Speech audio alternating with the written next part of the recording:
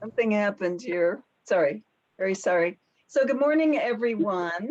I'm Constance Nestor, and I've had the privilege of chairing the Scottish American History Forum these last 9 years, and I would like very much to welcome you all.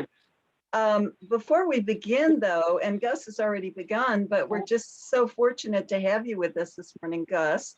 And I think everybody is probably aware that Gus is the president of Caledonia and the Chicago Scots. And he's agreed to say a few words to us this morning and update us on what's going on. Gus, would you please continue? Sure. Please forgive my my denim today. I'm performing with my band. The price was right. You know, we don't charge an arm and a leg, so we're performing for the residents today. And I'll be performing with John Ballantyne, who, like me, is from Scotland. And we figured the most logical thing two Scots in Chicago could do is form a honky-tonk band.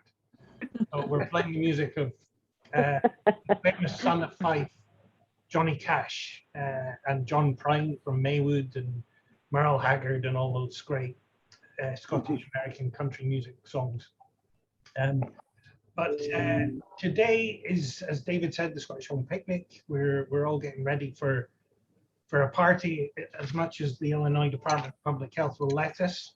And I'll be on the call as long as I can, and then I may have to drop off to go and help with the logistics of implementing this new guidance.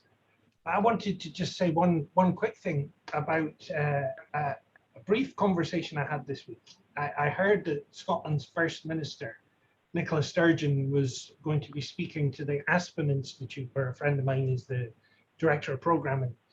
So I registered to attend this event, and First Minister Sturgeon was one of the keynote speakers, along with several world leaders and media opinion makers and so on. And she was speaking about Scotland's place in the world and what the view of the world looks like from Bute House and her official residence and her place in the Scottish government. And as I'm sitting there, my friend texts me and says, "Are you dressed smartly?" And I said, "Yeah, I've got a tie on today. I haven't been wearing a tie here at work, but for that particular day, I thought I'm going to wear one." So she said, "Okay," and pressed the button.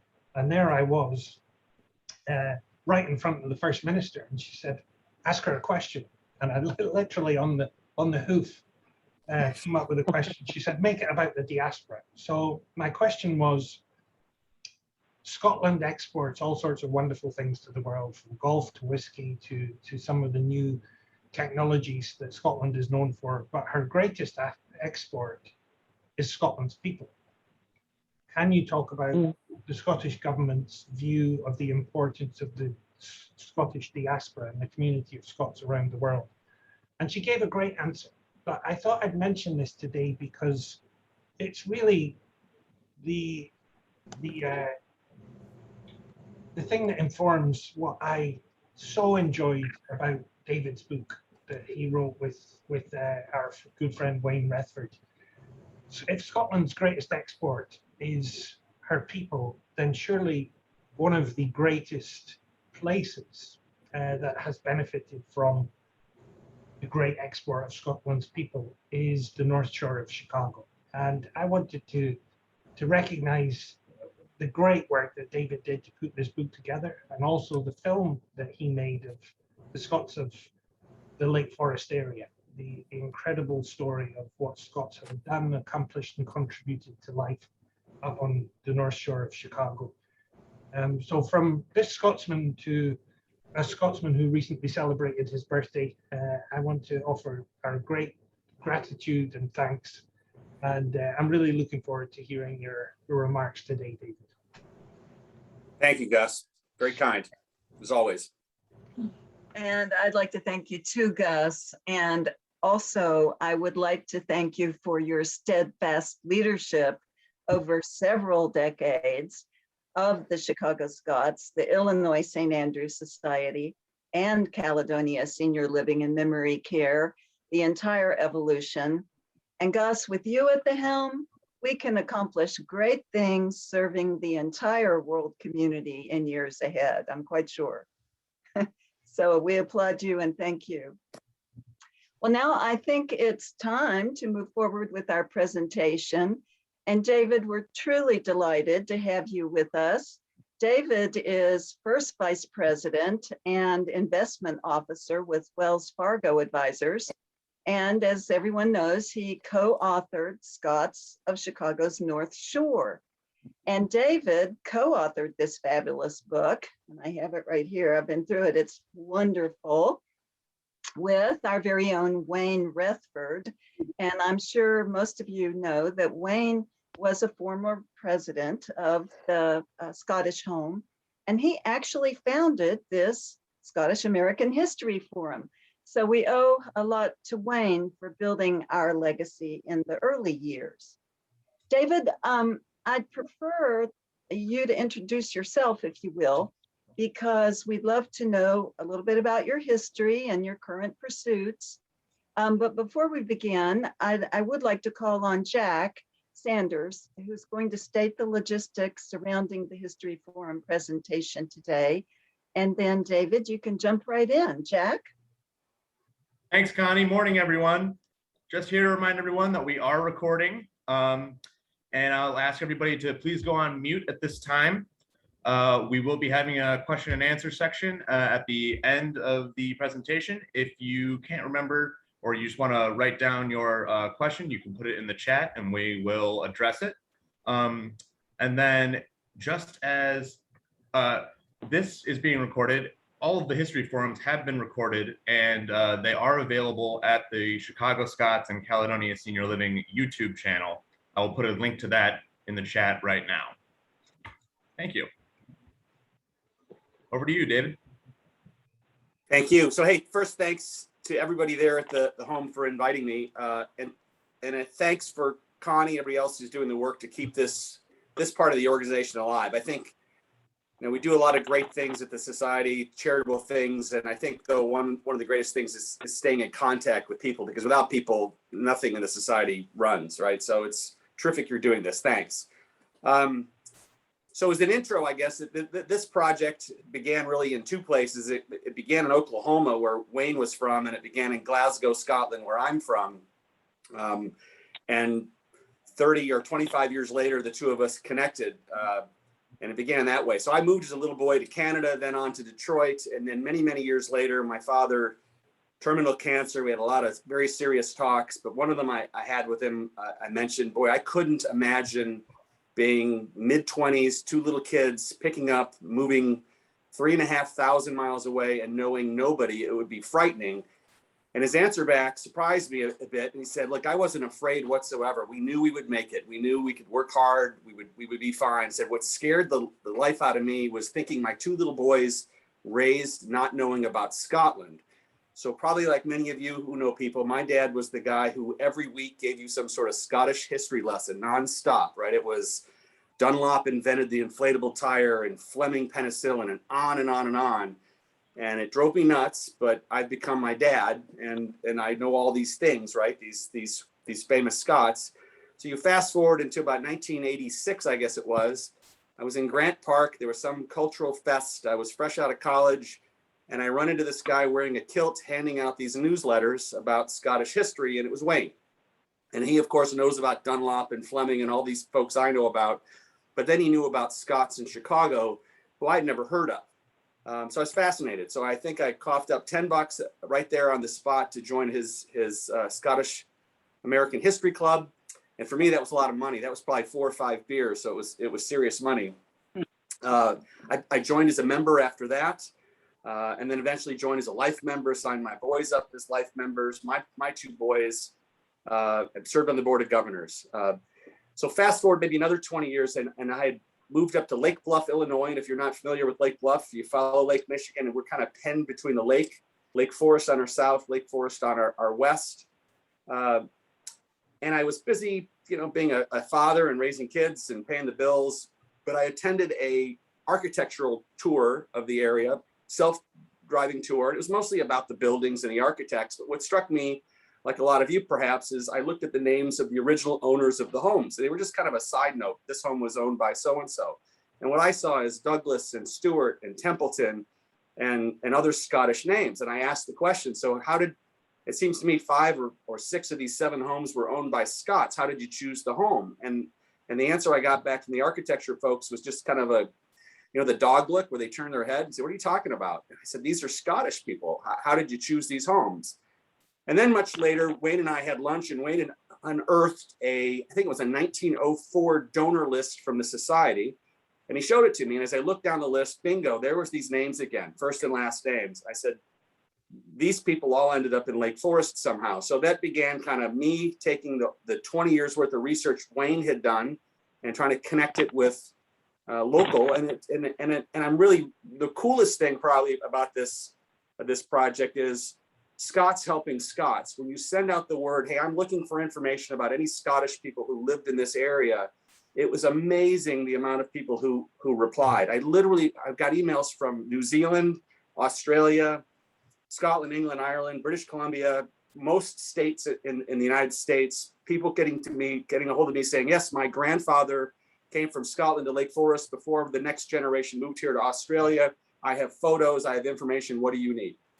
And we literally collected about 2,000 photos. And as Connie mentioned and Gus mentioned, we decided, what do we do with all this? And our local Lake Forest High School head of the media department connected with us and said, you should make a movie out of this. And we thought, well, that would be easy. And that took about 2 years. And by the way, it's available. It's password protected online. But we'll talk separately with Connie and Gus. And if you're willing to make a small contribution to the society, we can release that to you and you can watch it that way. We no longer actually have DVDs of it.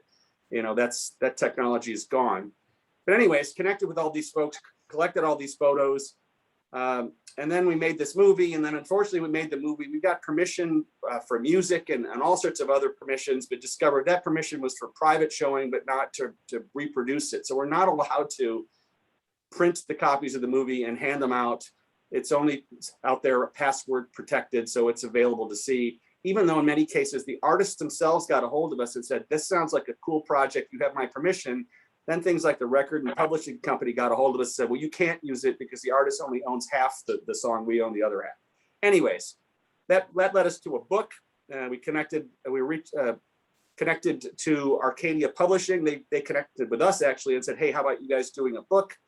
And this book, by the way, fully 100% charitable. Wayne doesn't get a penny. I don't get a penny. We have signed all of our rights away to the book. So if you buy a book through the society, the Chicago Scots, a big chunk of that stays with the Chicago Scots. So if you're so inclined, they have a supply of books. If we need more, we'll get them more. And it's a way to support the society and buy a book as well. But understand, it's just, it was a kind of a labor of love, of course, for Wayne for a few decades. And I just picked up the torch and ran with it after Wayne. So that's kind of the background. If you could you show the cover of the book again? Is that one of the slides we have?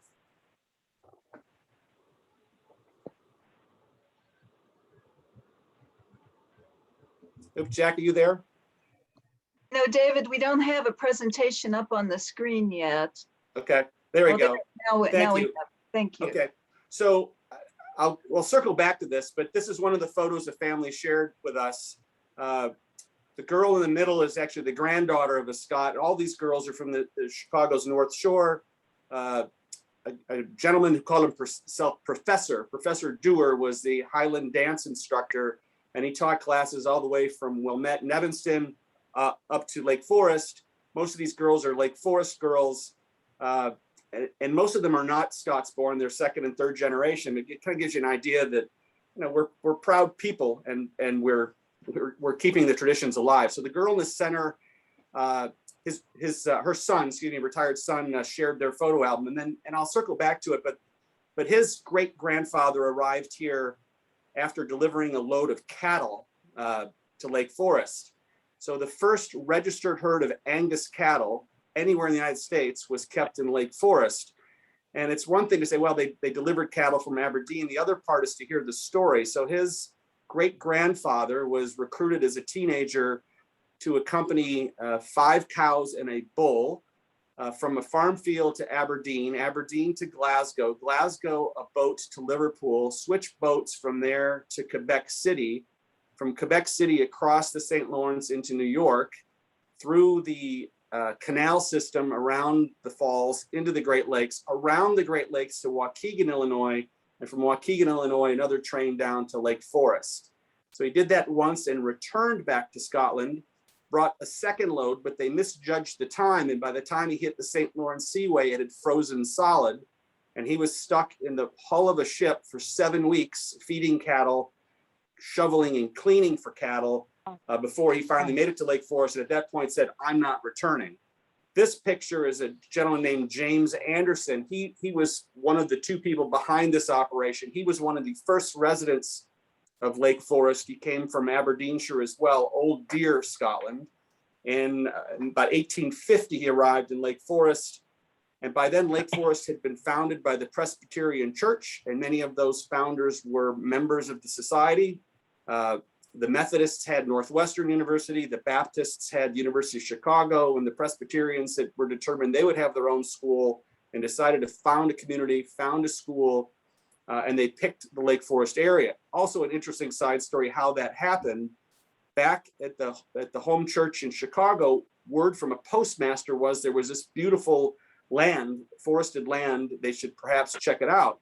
And the Lake Forest historians aren't sure who that postmaster was. So I looked up the postmaster. The postmaster of the Lake Forest area, last name was Steele. The Libertyville area, last name was Steele. And the Highland Park to the south, last name was Steele. So I'm quite sure the postmaster for that area had to be one of these gentlemen Steele, who were all from Scotland. And who was the first president of the society? George Steele. So I'm certain, it's one of these, I'm not a professional historian, but there's a definite connection. So any event, they decided to build a school, build a town, and the first mayor in town is a gentleman named Sylvester Lind. We'll talk about him a little bit later. But Anderson was one of the first residents, and he was paid $1 a day to cut trees down and clear land, and much later decided after starting a little store, let's import cattle. And this is in Lake Forest. This is one of their bulls, and holding the bull is George Finley, who is the nephew of James Anderson. And the two of them arranged to have these young men bring loads of cattle over. And I think they alone changed the city in many ways, because many of these young men stayed. George Robertson arrived with a load of cattle, stayed, ended up opening up a clothing store that survived up until just recently. And others we'll talk about later who arrived, including the gentleman Kelly, who came and was stuck in the ice. He ended up becoming the road commissioner and paved almost half of the streets in Lake Forest as we see them today. So here we got George Finley, common man, working guy, who has this idea of importing cattle. It becomes this enormously profitable venture, and they end up supplying cattle to a ranch in Texas called the XIT Ranch. If you haven't heard of it, XIT stands for 10 counties in Texas. The land that cattle ranch covered was 10 full counties, a couple million acres, and it was the Farlow family in Chicago who were sort of distantly Scots, as I understand it. But George became the manager of that ranch. So he ran a 2 million acre ranch, and Black Angus cattle were crossbred with some of the native cattle, and they did really, really well and made a lot of money for a lot of folks. So George ended up coming back to Lake Forest. And what does he do? He founds the first bank in town. He's the president. A second bank is founded a block away by the Anderson family, his cousins. And later those two banks merged. And if you're ever in Lake Forest on Market Square, at the end of Market Square is this big, beautiful column building. That was the bank that these two Scottish families had founded, merged. And even by then, if you look at the new board of directors from the merged bank, it's some famous families, Armour, Ewing, McElwee, McLennan, Peary from Carson Peary Scott, Wilson from Wilson Meats and Sporting Goods. So it's interesting to me that even these native-born Scots, they found a business. When you bring in additional folks to invest and run the business, they're picking fellow Scots or second and third generation Scots. If you're also in Lake Forest and you look at downtown Lake Forest, folks today call it the Walgreens building, big, giant, beautiful red brick building. That's actually the Anderson building. It's Finley and Anderson importing cattle, running a little store there, starting banks. built this huge, beautiful building that's a cornerstone, or one of the cornerstones of downtown Lake Forest. So when I walk past that building, I don't say I see Walgreens, I see a building Scott's had built. If we move on here to the next picture.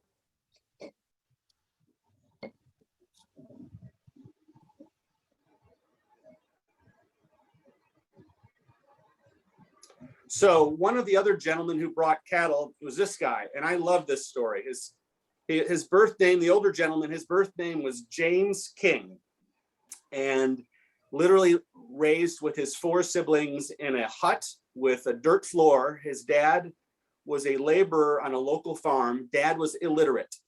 And one of the greatest things about Scotland, if you know the history, is Scotland, almost before any other country, had required education of the youth. It didn't matter how poor you were, you got at least a basic education. So James King, although he was born into these terribly modest, difficult circumstances, through age 14, received an education, learned to read and write, and became just a voracious reader.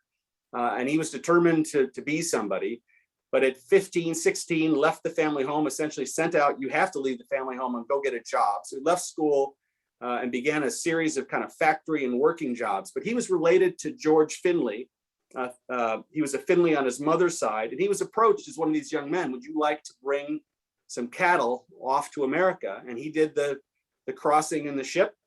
And again, he went from Aberdeen to Glasgow, Glasgow to Liverpool. In his case, there was a 10-day layover in Liverpool. And what he did immediately is he took some of the pay he had received already and went to a local bookstore and began buying books, where he meets a young woman. And in the course of that 10 days, they start a friendship. And even after he arrived in Lake Forest, he would correspond with her. But he made it all the way through 7 weeks, arrived in the US, and he stayed. And he ended up doing much the same thing as James Anderson had done. He actually worked for James Anderson in his store. He split wood for firewood. And again, at these 50 cents a day to all day, 10 hours a day, splitting firewood 6 days a week. But he continued to read, continued to read, continued to read. And eventually in the newfound little village of Lake Forest, he took a job within City Hall. And you fast forward and he became the city clerk. He ran the whole show. And other folks hired into that City Hall were native-born Scots as well. So the village manager was a Scot. The chief of police was born in Scotland. The head of the road commission, Alex Kelly, who had brought cattle over, he's from Scotland.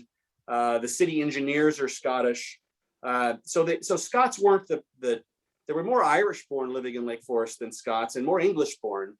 But I would just say, perhaps not as in numerical numbers, but who ran the show? It was Scots, right? If you wanted to move to Lake Forest and do something, and the chief of police, the chief of the fire department, the city clerk, the village manager, the city engineers, and the road commissioners are all Scots, it's a pretty darn good place to move and live. So here we get James Anderson as an elderly man. That's James the fourth or the third. And interesting to me also, and I didn't want to point it out to the family, but James by this point went not by James King, instead of just James King, he went by James Ferguson Blakey King. He had just created kind of two middle names to sound, I think, maybe to sound better, to kind of fit his new station in life as the guy who runs Lake Forest. So when I look at Lake Forest Market Square, I see the bank at the back, and then I see this Market Square, one of the first designed shopping malls in the United States. And there was an architect behind it, but the manager of that project was this humble boy from a dirt floor cabin in Aberdeenshire who got himself here. And the grandson, by the way, was head of engineering for part of the state of California and went on to build all sorts of roads and bridges throughout California, spanning giant gorges. And again, wouldn't have been here. And to Gus's point, it's just amazing the contribution that Scots made, and some pretty common Scots. Okay, we can move forward now.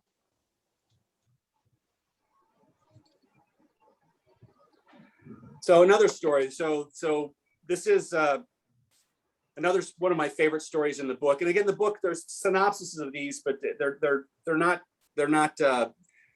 of limited in the verbiage we were allowed to put in here. But this is James Simpson, Jimmy. And Jimmy's grandson, by the way, still lives in Lake Forest. But Jimmy was from Glasgow, and the family moved to Chicago when he was young. And when Jimmy was a schoolboy, he did not set the world on fire. The teachers thought he was a bit of a dreamer. And there's a terrific quote in one of his, by one of his teachers. I believe it was his last year of high school at 16 or 17. And the instructor literally wrote down to describe Jimmy, quote, ordinarily stupid. I think that's hilarious, right? So this kid's ordinarily stupid after high school, gets himself a 1 year kind of introduction to business course where you sit in the classroom in downtown Chicago. And he looked out the window all day and he saw Marshall Field's store across the street. And he thought, when I'm done with this course, I'm going to get a job at Marshall Field. And he did. And the only job he could get was down in the packing and shipping room. And he was down there working away when one day Marshall Fields himself strutted through and everybody put their head down and shut their mouths and worked really hard as Marshall Field walked by to glance at his operation, except for young Jimmy Simpson at 17, who stops working, stands in front of Marshall Fields, extends his hand and said, you know, one day, sir, I'm going to work for you. And Field was infuriated, told him, get back to work. And he said, you do work for me, get back to work. And Field got back to his office and it bugged him that this kid had stepped out of line. And he told his assistant, find that boy and bring him up here to my office. And right away, Jimmy starts telling Field that the department is poorly run. It could be better organized. It's a mess. And Field doesn't know what to do with it. He said, okay, you're in charge, Big Mouth, you're in charge. And sure enough, Jimmy at 17, 18, reorganizes the department, does exactly what he said he was going to do. And he became, from that point forward, the personal assistant of Marshall Fields. James went on to marry a woman, Jessie McLaren from Glencoe, Illinois, but her father was from Scotland and her father was a member of the St. Andrews Society. Jimmy became a member himself and Jimmy moved up the ranks and he was being groomed to take over the company from Marshall Field. When Marshall Field died very young of pneumonia, Jimmy became a first vice president. So he's about 2 or 3 down from the CEO spot. The CEO, by the way, was Shedd, John G. Shedd. Shedd's personal assistant was from Scotland. Shedd's personal assistant later would become CEO. But Jimmy and his friends started buying up shares with their salary and eventually owned more than half of the voting stock of the company. And Jimmy became CEO. So ordinarily stupid kid becomes CEO of Marshall Fields. And I should back up. One other thing is when Jimmy first took the job and was offered the position as the assistant with Field himself as a teenager, the very first thing he did is he asked for a raise. And Marshall Field in his autobiography wrote down, he said, young man, at your age, I was making $3 a week, very angry. And Simpson replied, well, sir, maybe that's all you were worth, but I want more. And he got the raise. Anyway, so Simpson became president. After him, John McKinley, Scottsborn, was president. And this was all after Shedd. Simpson went on to oversee the building of the Merchandise Mart. He headed the Chicago Plan Commission. They straightened the Chicago River. Commonwealth Edison hit almost near bankruptcy, and they brought Simpson in to save it. Simpson's a society member. When you're back in for the History Center meetings at the home, if you look in the glass cabinets there's Simpson memorabilia in there. And I thought one of the rooms of the older part of the home might have been named for Simpson. Part of the Field Museum is named for Simpson. There's a Simpson room there as well. So after Simpson was John McGinley, then James Mack McKinsey ran Marshall Fields. Then it was Houston McBain, who I believe was a society president for a while. He was definitely a honored citizen. He ran Field. So there was a period for, I don't know, 60, 70 years after Marshall Field, where almost all the CEOs, one after the other, were Scots. And ironically, Field wasn't Marshall Field himself was barely Scottish. He had married a Scottish girl, and I don't know why, but he surrounded himself with Scots. His competitors at Carson Peary Scott across the street were Scots, and he had a fondness for Scots. I believe one of his granddaughters married a Scot. There's pictures of Marshall Field's children wearing kilts when they were little. So he was perhaps not so much a Scot by blood, but by inclination, right, as we'd like to talk. So next slide, please. So there's Jimmy Simpson, ordinarily stupid, right? Time magazine front cover. Next slide, and we'll kind of finish up with a couple more people here. So one of the founders of Lake Forest was a guy named Sylvester Lynn, who was also from Aberdeenshire. And he had come over before James Anderson, before the cattle, and he became mayor of Lake Forest. and served more terms as mayor than anybody else. He made a fortune, lost a fortune, made a fortune, lost a fortune. He was in the lumber business. He would ship lumber from the Upper Peninsula of Michigan down the Great Lakes, have it milled in Waukegan and Chicago, and then sent out from there as this boom in construction was happening throughout the kind of Midwest. And he made a fortune, lost a fortune, started an insurance company that went bankrupt. There is still a Lind building in Chicago. It is kind of near the corner of Lake and Wacker. There was multiple buildings. And at one point when they decided to build this school in Lake Forest, Lind stepped forward and pledged $100,000. And the original name for Lake Forest College was Lind University. But then again came another bust, and Lind couldn't finish giving the full 100,000. So they reluctantly changed the name to Lake Forest College. But Lind recovered, remained wealthy, re-elected mayor. But Lind also ran a stop on the Underground Railroad, and he was an abolitionist. And when the Civil War started, he was too old to fight, but he raised a regiment in the Lind building. This picture was shared with us, and we've since discovered it's actually not the Illinois Highland Guards, but this is the New York Highland Guards, but the uniforms were almost identical. So Lind raised this group. They fought their way through the South. Lind ran a stop on the Underground Railroad. They used the lumber ships to help escaped slaves make it to Canada. They would get the escaped slaves onto the lumber ships and then sail them up the coast and get them to jump off as they approached Canada. There's some question as to whether the Underground Railroad stop was in Lake Forest or the lumber yard in Chicago. There's kind of conflicting reports. One does say it was his house in Lake Forest, which is still there. It's literally next door to the Lake Forest Library. But he's an important figure in town. Raised this regiment who fought their way through the South. And the Illinois Highland Guard, the numbers are just astounding. So it was headed by John MacArthur, who later became society president. They were organized in 1856 in the Lind building. They had heavy losses at Shiloh, Corinth. In October 5th of 1864 alone, they lost 57 of the remaining 161 men. So a third of what was left, more than a third of what was left on a single day. But survivors continued and marched all the way with Sherman to the sea. But along the way, if we skip to the next slide. Again, please, sorry, that's Lind again. That's Sylvester Lind. Along the way, they were near Tuscumbia, Alabama, and the gentleman on the cart here, an escaped slave, joined them and found them to be, Northerners. And if I was an escaped slave and I finally had found my freedom, I think the first thing I would have asked them is which way north, and I'd make my way as fast as I could to Canada. But this gentleman, Samuel Dent, decided not just to join them, to stay with them, and he wanted to fight.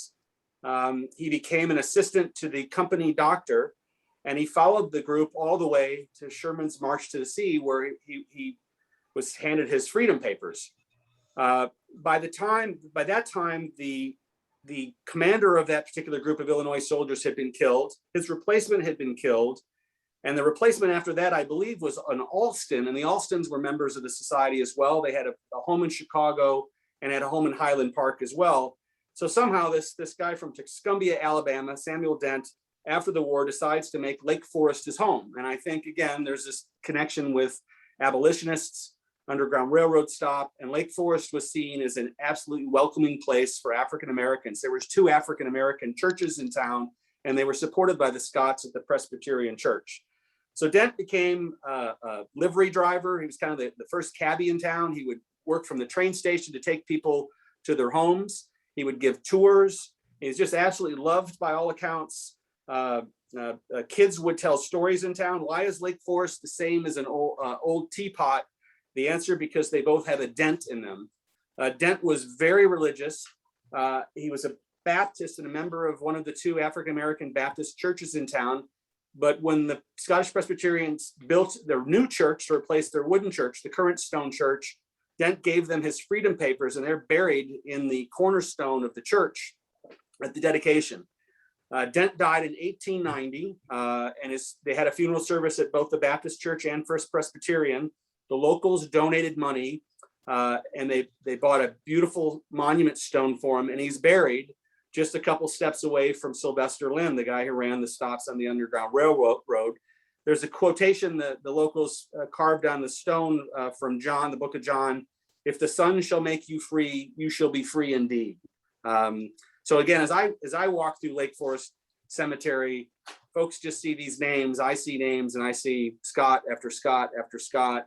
Folks who came from dirt floors, folks who made fortunes, ran companies, and folks who fought and in a small way helped this gentleman like Samuel Dent gain his freedom, establish a life.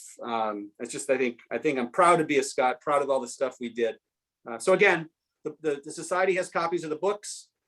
Every penny of profit from every book sold anywhere goes to charity. We're splitting it between the History Center in Lake Forest, Lake Bluff for their youth programs, and the Chicago Scots. Any book the Chicago Scots got, all of the profit stays there. If you buy them online, a small piece of each sale will be donated back to charity. But the better thing, if you'd like a book, reach out to Connie or Gus or the society or me, and we're happy to help. If you're ever up in Lake Forest and you'd like a tour, I'm happy to do that too. Make a small gift to the charity, and we're happy to do that as well. And then also, if you'd like to see the movie, again, same thing, make a small gift. We'll give you the passcode for that. Unfortunately, we can't print copies of the movie and hand those out. So that kind of concludes my remarks. If you got questions, I'm happy to field any of those you like.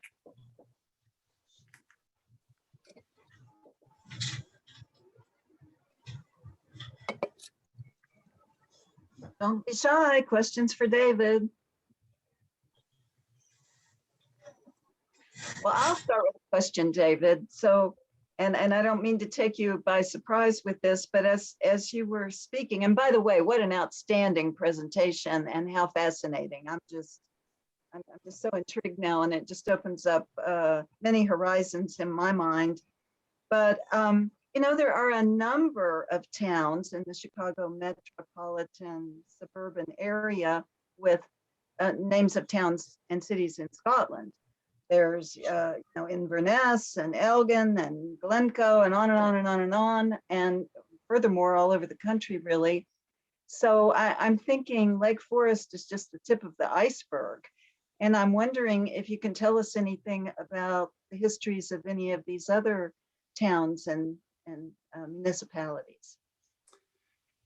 Sure. So yeah, so you're exactly correct, right? If you probably like you, right? I see Bannockburn and Glencoe and Dundee and Millburn, which is now essentially Gurnee. They were all founded by Scots, and what we find is they were all kind of interconnected, maybe much like we are today. So I think we're maybe a little to stereotype, we're a little different, right? That we don't have a Chinatown, we don't have a Scottstown, we don't have a, you know, an Irish section, but we're everywhere. If you look, we're around. So the same thing, yes.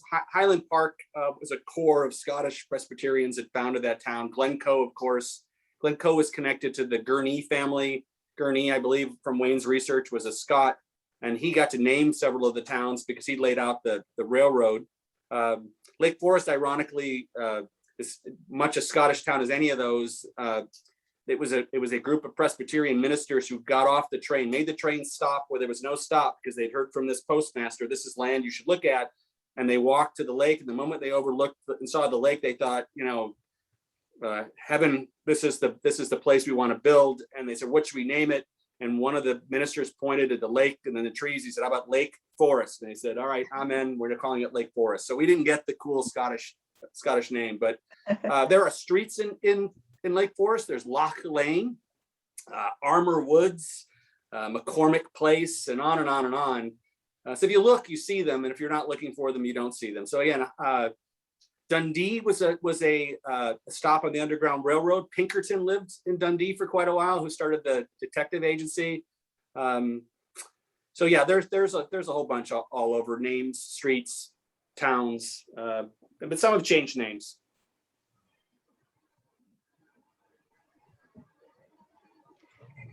Okay, Anne, yes. You're muted, Anne.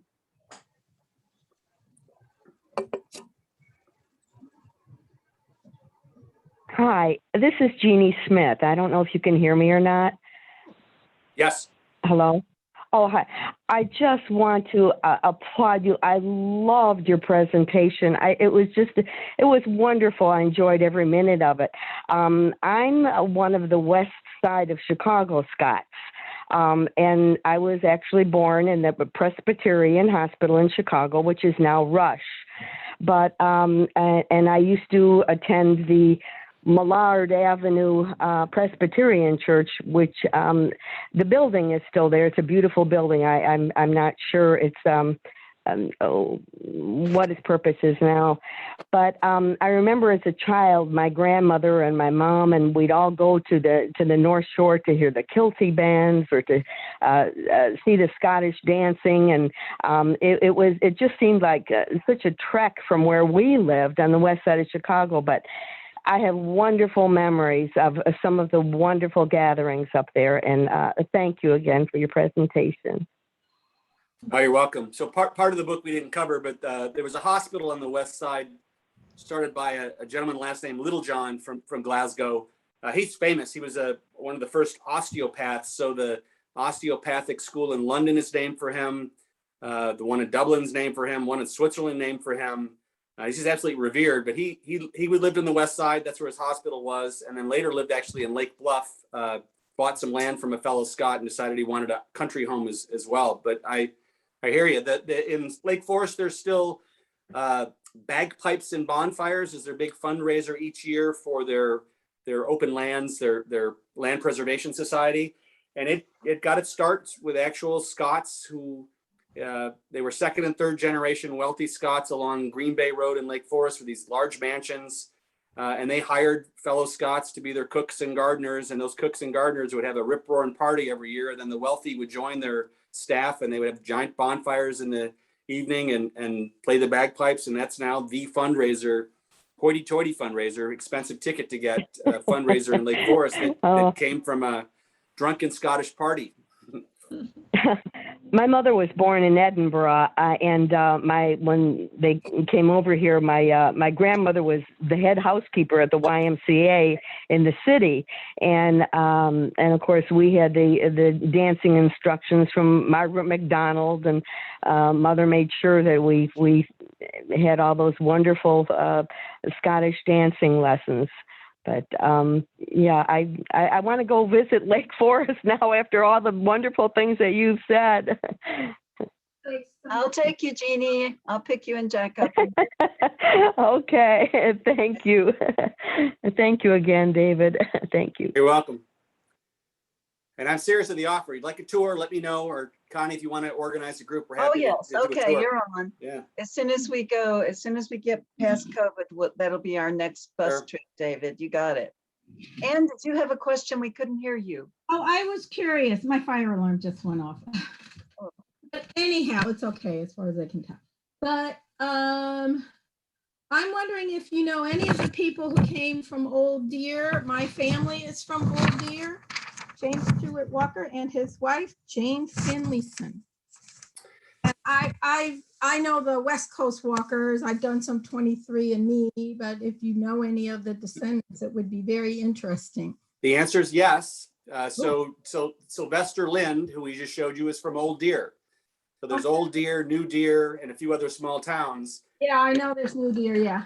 And so, right, the professors, the academics talk about chain migration. There was clearly this happening, right? So you get two gentlemen who decide to import cattle, and they bring over 3, 4, 5 others who bring cattle. Well, they're their friends, and they're from their same little towns. Lind actually was preceded by a guy named George Smith. For some reason, a group in that area who had some money raised some money and created an investment fund to buy land in this new world. And they bought land up and down from Chicago to Green Bay. It was run by Smith. Smith hired Lind. Lind brings over Anderson. Anderson brings these cattle folks. There's a Walker family that came from from Scotland to Lake Forest. I know John Walker. I believe it's his great-great-great-grandfather. He still lives in town. So yes, so happy to share. If you connect with me, I can connect you with a bunch of that information. Yeah, I'm going to give you, do you have your email? Do you have your email? I'll put mine up. Yeah. Now, if you get a pen, I can read it out to you. Happy to give it out. Sure, hold on. I'm still down off the fire alarm thing. And Connie has it as well, and Gus has it, but I'm happy to read it out. Okay, can I have? So D, like David, D, and then my last name, Forlow, Forlow, @yahoo.com. So D Forlow, just D Forlow at yahoo.com. So there got it. is a Walker that came. Yeah, because I actually have, my cousin did a lot of the genealogy. We have stuff going back to the 1800s, 1870s. They came over around then. And Yep. then a few generations back, he might have more. I forgot. He's done everything. Be happy to share what we've got. So Wayne had a lot of information. We had information. Families would send me their info. So it's interesting to me as well, right? It's almost as if Scots forced their kids to marry fellow Scots. So we'd have 2 Scottish immigrant families that end up in Lake Forest. They're just common working folk. They live a few streets apart, and his daughter marries his son, and then they have kids, and their kids marry also kids who were 2nd, 3rd generation Scots. So some of it's a real tangled web. You also had the kind of upstairs, downstairs thing going in Lake Forest. So literally, an elderly woman told me in Lake Forest that her grandmother sat her down and kind of told her, look, we'd much prefer you marry a Presbyterian and a fellow Scot. But it'd be okay if you marry an Episcopalian, but whatever you do, if you marry a Catholic boy or a Lutheran, you're in trouble kind of thing. And her father overheard that and was angry with her, like, come on, like this is 1940. You shouldn't be telling people this. This is terrible. But I heard some of that, right? So yeah, so I know of the Walker family and lots of Scots who were from that Old Deer area. And there was other pockets. It wasn't just Aberdeenshire. There was a whole group from Glasgow, a whole group from the southwestern coast. But literally what happened, right? Someone would get it somehow through some way. Get you later because I do smell smoke. Okay. Yep. Okay. But I'll see all you guys later. Thank you. All right. Excuse me, Jack. Oh, I'm sorry, David. Yep. Go ahead. Jack, I'm sorry, I don't have this in front of me. Are we scheduled to conclude at 11 or 11:30? 11:30. Oh, okay, good. Because Yeah. I'm sure people have more questions. Yeah.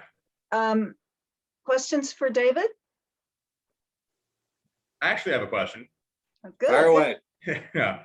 I was wondering if you could tell us more about the Scots' role in the Underground Railroad and I guess just the abolition movement in general. I'm very personally interested because I actually grew up right across the street from the Lake Forest Library.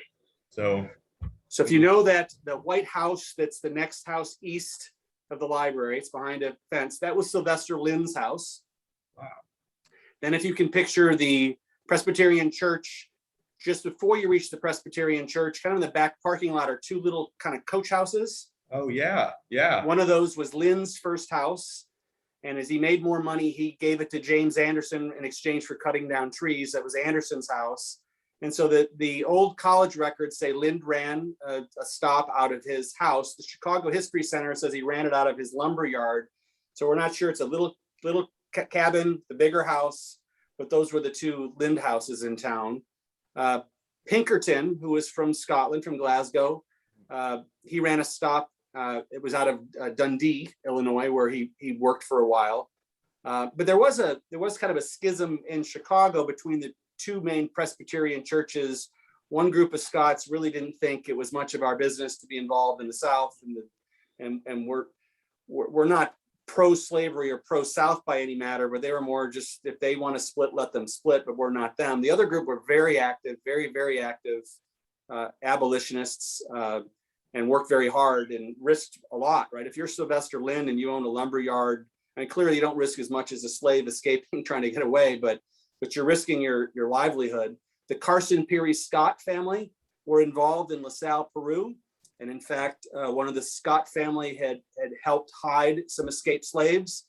And this was after the Fugitive Slave Act, which said you could come from the South to the North and recapture your property, as terrible as that sounds. And if you aided the escaped slave, then you went to jail. And Scott was arrested and he was jailed. And he was tried in front of a group of his peers who took about 2 minutes to say innocent and let him free. And at that point, the slaves were freed again.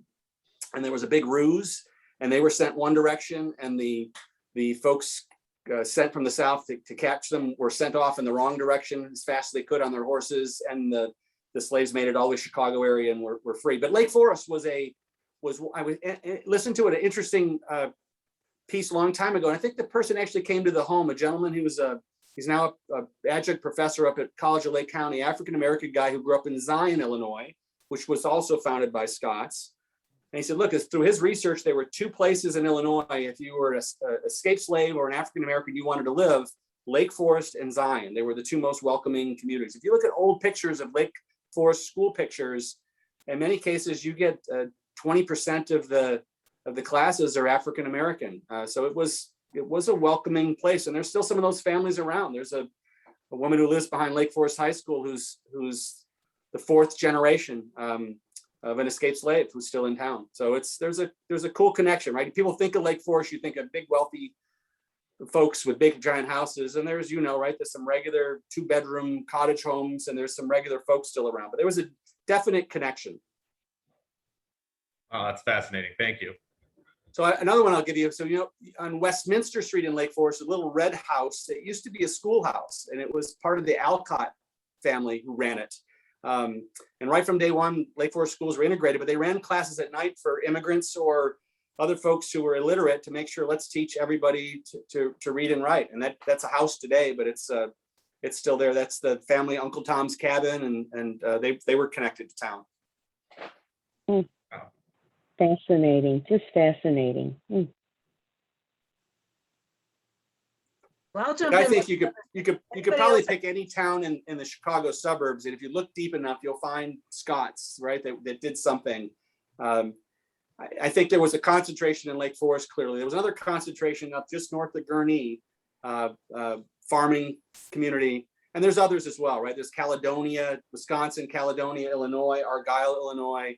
But there were clearly some concentrations. I think what made Lake Forest unique is it also became wealthy. So you got second and third generation Scots who decided, let's all build our big giant homes in the same places, and started to move from the city and made that I think became kind of a destination spot where they gathered.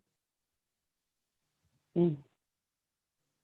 Well, I'll ask my question then again. I'm wondering, David, in your search for Scottish Americans and people who achieved, I continue to encounter people with clearly Scottish names or clan names who claim to be Irish, for instance. Yeah. Don't understand that, their last name, for instance, the McDonald restaurant group, I understand they insist they're Irish, and McDonald is about as Scottish as you can get. But I'm wondering, what was your experience? Did you run across any of those kinds of scenarios, and how did you, because I continue to try to finesse these discussions, but I'm just wondering if you have any interesting. Yes, that's a great question. So yes, I'll try to be delicate here. So one of the impetuses for this project is Wayne and I had lunch in Lake Forest, and I arranged a meeting with a local history expert. Okay. And in meeting with the local history expert, the expert mentioned the Peary family of Carson Peary Scott. And if you know anything about the history of Carson Peary and Scott, they were incredibly proud Scots. Peary was born and raised in Errol, Scotland. He went to business in Glasgow to start. He spent a few months in Northern Ireland before coming to the United States. And this local history expert was telling us about the Irish roots of the Peary family. And dear Wayne, if you know Wayne, ordained minister, nicest man in the world, face became redder and redder. And he said to the local history expert, no, sir, this family are Scottish. He said, oh no, they're Irish. And Wayne said, have you seen the logo, Carson Peary is Scott, thistles? There's a Robert Burns quote on the front door when you walk in. Their restaurant was the Tartan Tray restaurant. There was the Edinburgh House restaurant. They were Scottish, right? And are you sure, sir? He said, yes. And Wayne and I walked out, and that's where Wayne said, we have to do something about this. We need to write a book or make a movie. We got to do something about this. It was driving him nuts. So yes to that. I think people kind of glom on to one thing or the other in some ways, and we're all kind of mixed heritage in some way. I don't think I've yet to meet someone who's taken a DNA test that says you're 100% anything. I also, interestingly, Connie, would meet people and they would say, oh, I don't know why my grandparents moved from Scotland to Lake Forest. I think they were about the only Scots there. And some were just shocked to learn, like, no, they weren't. Their neighbors up and down the street were from Scotland. we find out their hometown, and we find out, well, there's half a dozen people from that same little village who came here. But I don't know. I think Scots were assimilators, maybe. I think I'm very, very proud to be a Scot, but I don't walk around. I hopefully don't do it all the time, telling people I'm Scottish. They ask, I'll tell them my background. But we hear it a lot. Another elderly woman that we met, Wayne and I met together, and I asked her the same question, were there other Scots around? And she gave me the best answer. She was in her 90s, and she said, David, you could not swing a dead cat in a store in Lake Forest without hitting a fellow Scot. I'm like, okay. But you had, right? So I don't know. They're hiding in plain sight. So I meet people and they hear, what? Scottish what? But then you rattle off. Well, you remember Robertson's clothing store? Oh, I knew the Robertsons. Well, they were Scottish. And then Gun grocery store. Well, he was from Scotland, and on and on and on. If you look at the building, built by a Scot, built by a Scot, built by a Scot. So I don't know. I think we're hiding in plain sight. And if you look, Yeah. we're there.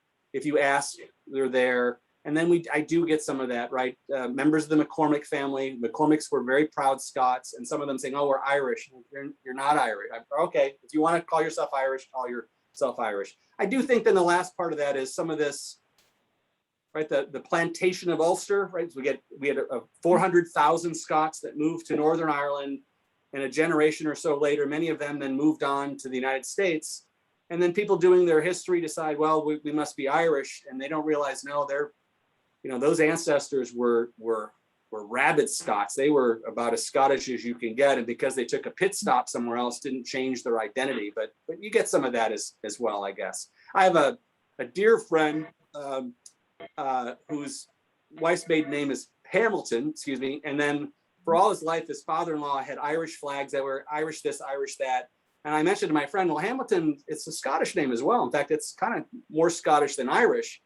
And he loved to give needle his father-in-law. So he said, I'm going to ask my father-in-law. His father-in-law, to prove him wrong, paid someone to do the genealogy. And father-in-law discovers, indeed, his great-grandfather was Scottish, who spent a week in Northern Ireland as the ship changed hands and moved on to the US. So the poor guy, his whole life, Irish flags everywhere, thought he was Irish, and discovered his great-grandfather was from Scotland, not Ireland, and had spent all of a week in Ireland. So it's interesting. It's a good question. Yeah, I got really heavy into my genealogy a couple of years ago, and I became fascinated with genealogy, and I can trace my mother's side of the family all the way back almost to prehistoric Scotland, and I've got a few gaps I'm trying to fill in. But I find that people don't really know the names, and they don't. When they see these traditional American, if you will, names, they don't realize which ones have roots to Scotland or other countries. The obvious ones, Satraro, that sounds Italian, but it's hard to know the Scottish ones. But I've started making a study of this over the last couple years, and I have a whole list going, and I'm starting to feel like everybody who did anything turned out to be a Scot. And someday I'm going to share this list with everyone. But the other day we were talking about Al Capone and Elliot Ness, and I thought, well, Elliot Ness is a Scottish name, but this happens to me continuously, and I'm making a whole list of everybody who has to be a Scot because they have serious Scottish names. You're the perfect replacement for Wayne, because I think that was Wayne's 20 years worth of work. So bravo to you for picking up that mantle. So my last name, Forlow, is not very common.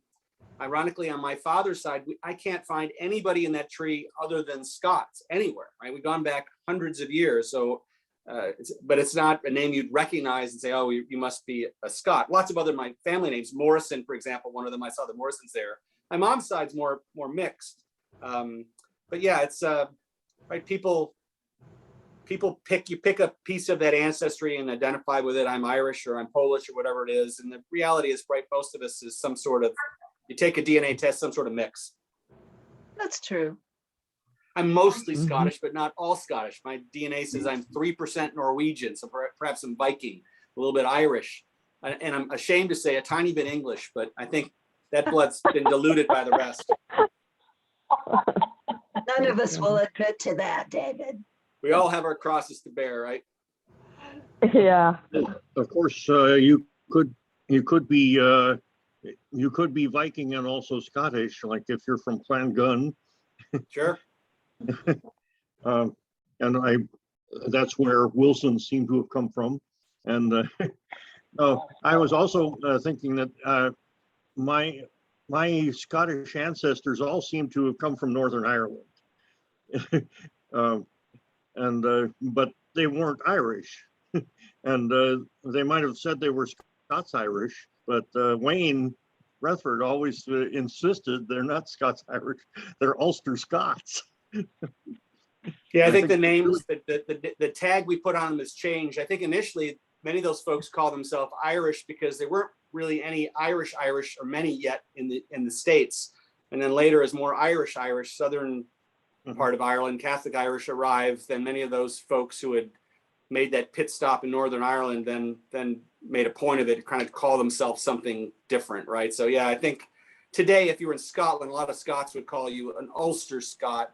I've seen really old records for University of Glasgow where if you were raised in Northern Ireland, but you were a descendant of these Scots, many of those people would sign into the register, John MacDonald, a Scot in Ulster or a Scot in Ireland is how they would sign their name to let you know, yes, I live here, but I'm not Irish. You might be interested. The first head of the park district in Lake Forest was a Gunn. He ran the grocery store in town, became very wealthy. And Wilson from Wilson Sporting Goods made his home in Lake Forest as well. He was Scotland to Northern Ireland to Canada to the US, but he very much identified as a Scot. He had Clydesdale horses he raised and Scottish cattle and other things as well. Had a big giant house West Lake Forest. They're both in the book as well.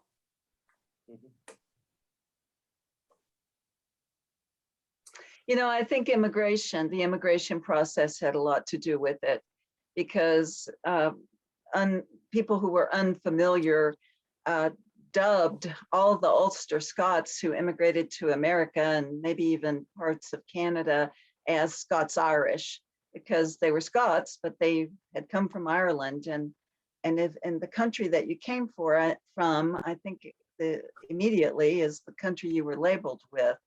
So that served to confuse the issue in this country as well. Sure. And people moved around, right?